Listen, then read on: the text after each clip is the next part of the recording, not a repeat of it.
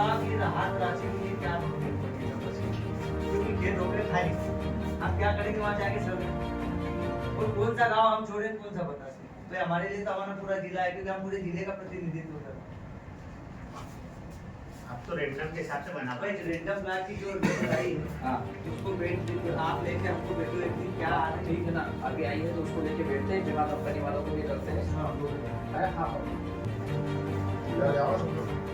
बात क्या निर्देश है उसके हिसाब से बीमा कंपनी सब बीमा कंपनी से हमको बीमा तो मिला है, बीमे के तो चक्कर में हम पड़ेंगे, हम बीमे की बात ही नहीं कर, बीमा नहीं मिलता इसलिए हम राहत राशि की मांग कर रहे हैं कि भाई राहत राशि में किसानों को राहत मिल जाएगी। बीमे की तो उम्मीद कर ही नहीं सकते, कब तक नहीं कर सकते, जब तक कि वो न्यायालय से कोई निर्णय नहीं आता, क्योंकि सरकार उनकी बहरी हो गई है। 20 ज्ञापन तो दे दिए हम, और 3 साल से लड़ रहे हैं। अब तो हमको क्या आप लोगों को ये चीजें बताने में भी अब ये हो रहा है कि भाई क्या करें, आपकी बस का तो है नहीं काम। भाई सिटीजन सर्वे के लिए हम आपसे मिल रहे हैं, तो सरकार की पॉलिसी में तो वही आप तो हमको राहत राशि किसानों को कैसे मिले, क्योंकि उसमें सारी चीजें आ गई। राहत भाई अभी प्याज के अलग था, नहीं सर बोल रहे हैं कि आवक आई है इतनी सारी, तो एक ही दिन आवक आई है, तो दूसरी आवक का रेशो भी तो पता चले। सोयाबीन कितनी आ रही है?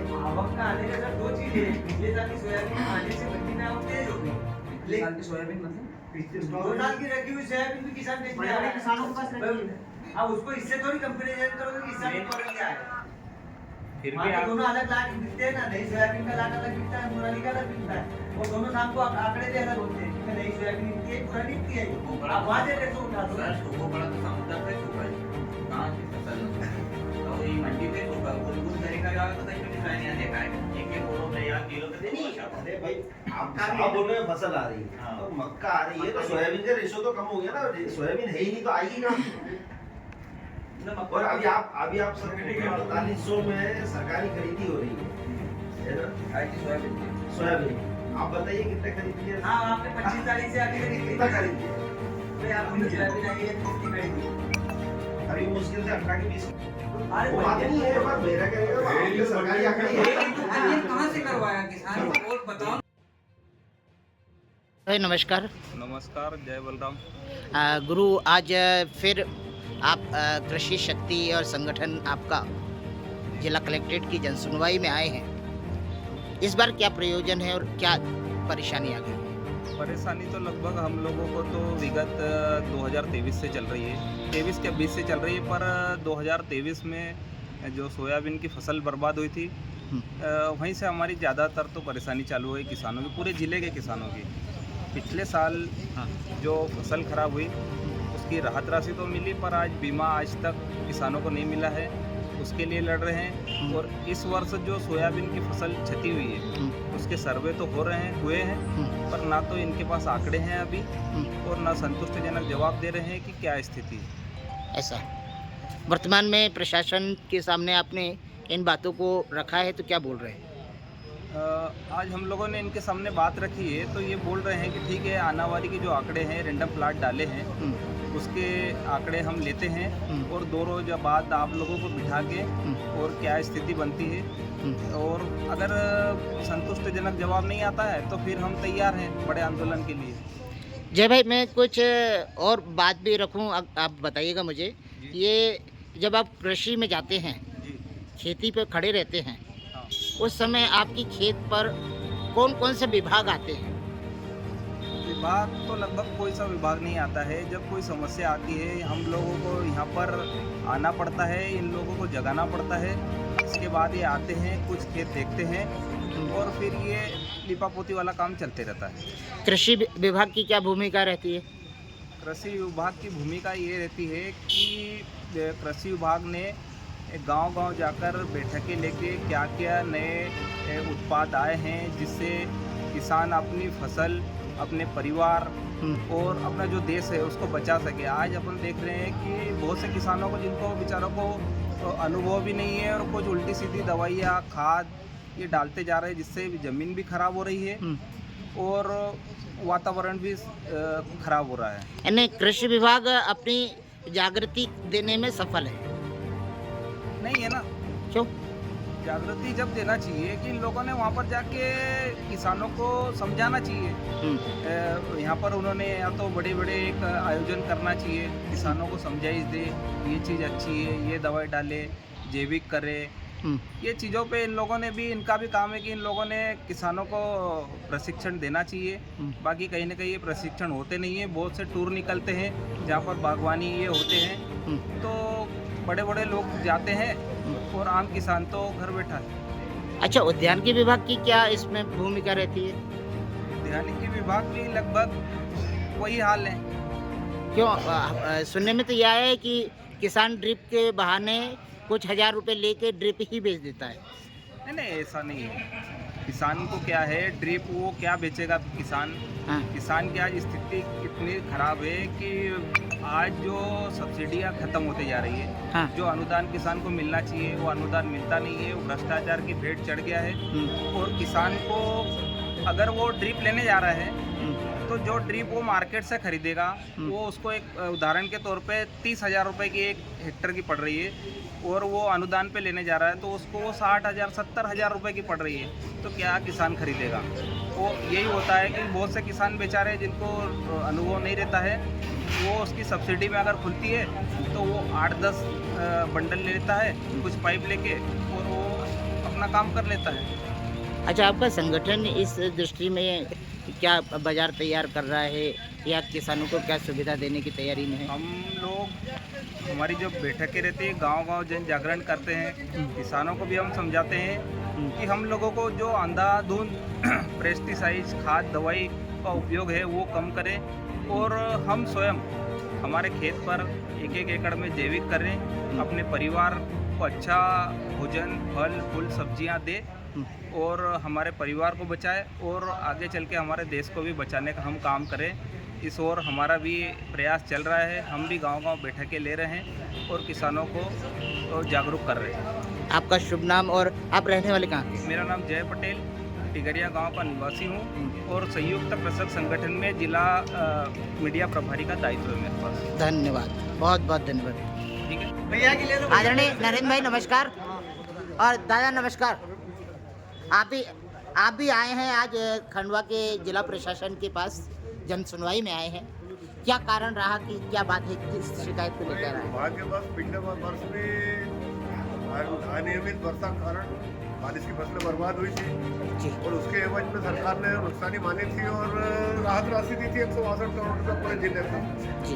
इस वर्ष तो बहुत ज़्यादा बर्बादी हुई है, सोयाबीन की फसल पूरी तरह से बर्बाद हो गई पूरे जिले में, हर गाँव में। जी।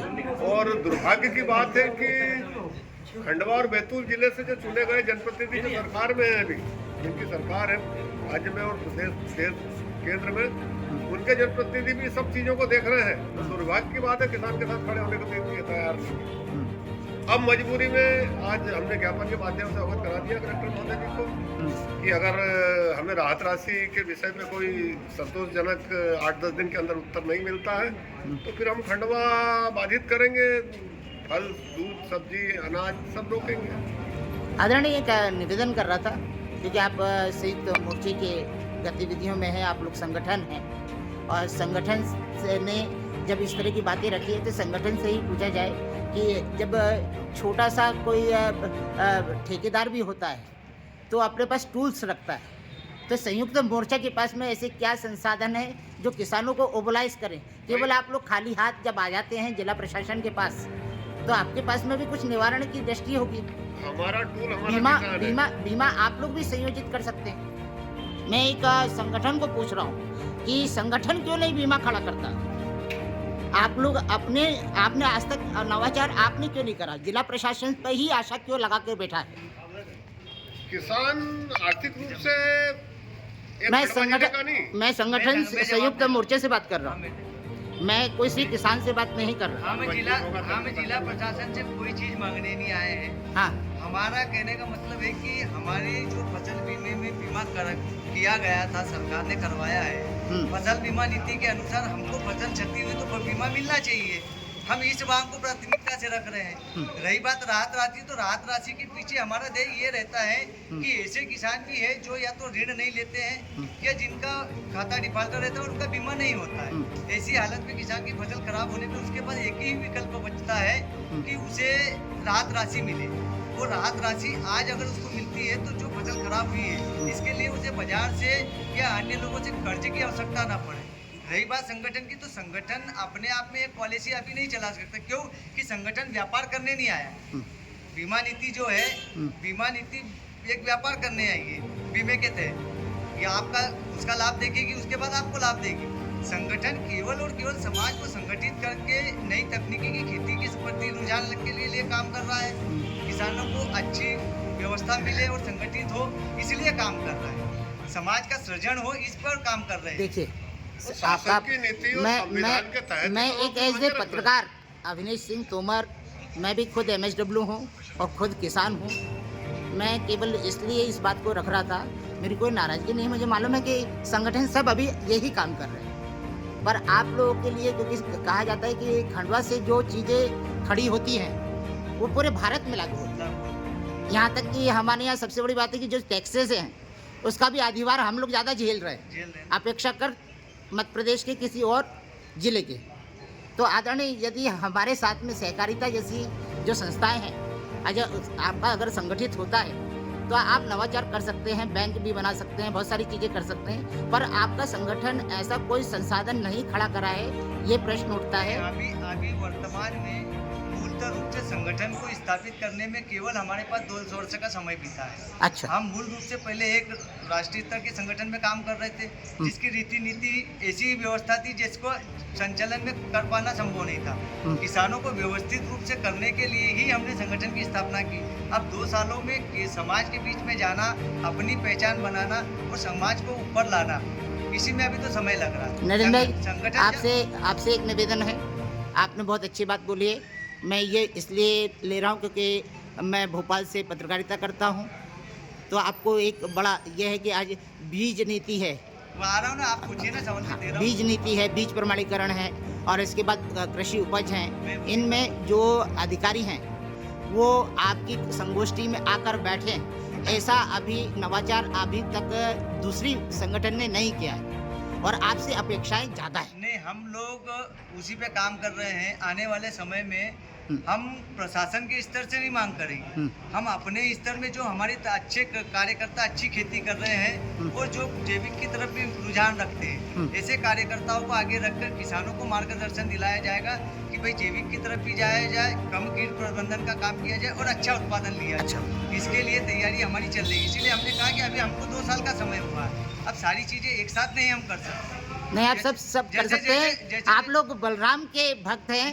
जैसे समय बीतेगा वैसे वैसे आप लोगों से भी मार्गदर्शन लेके किसानों के प्रति जो अच्छा हो सकेगा वो सारे काम किए। जय बलराम। बड़ी बात तो सरकार की गलत नीतियों के कारण लागत के आधार पर लाभकारी को भी किसान को मिल कर रहा है। किसान तो घाटे की खेती कर रहा है ना। जब फायदे की खेती अगर किसान शुरू करेगा तो संगठन भी सब चीजों को सोचेगा, नए नवाचार की तरफ जा पाएगा। खेती घाटे की हो रही है तो कैसे, और ये कटु सत्य है, कैसे नवाचार की तरफ जाएगा। आपका शुभ नाम? मेरा नाम सुरजीत मिन्हास, जिला उपाध्यक्ष कृषक संगठन जिला खंडवा। नरेंद्र भाई, धन्यवाद। धन्यवाद आप लोगों को भी, आप हमारी बात पहुंचाते हैं।